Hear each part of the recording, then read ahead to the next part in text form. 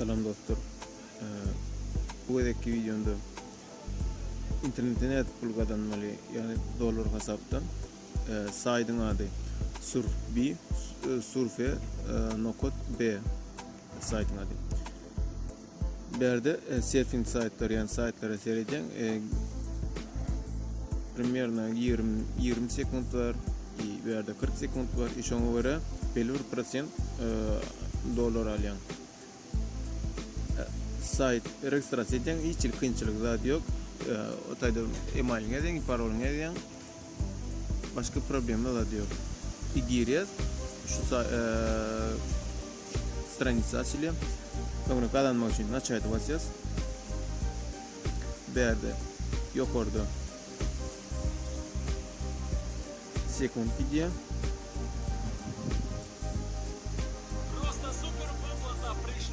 Вот. Видео переданный için bize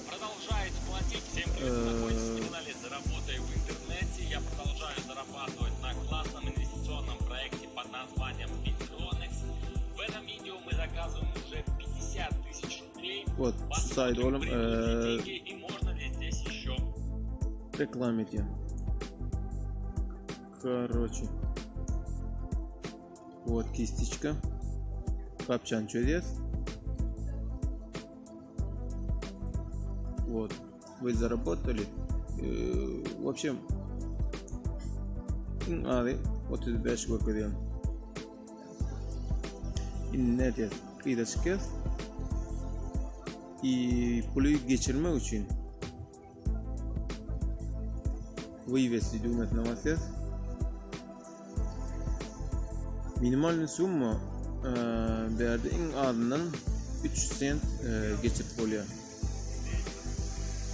Onun için sayt hakikaten işlevci ne şeylerdir. Nerede?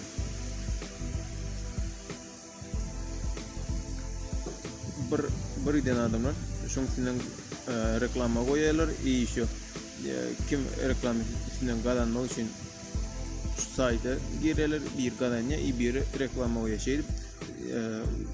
Jimin bilen 2-3 yıl oldu şu sayta işlep durdu. Sağ olun dostlar, bakkalıkçı dinle şuları öğrenmek için eğer kanal videomun sizin gözünüze yaran olsa подписаться edip like atmayı unutmayın. Sağ olun.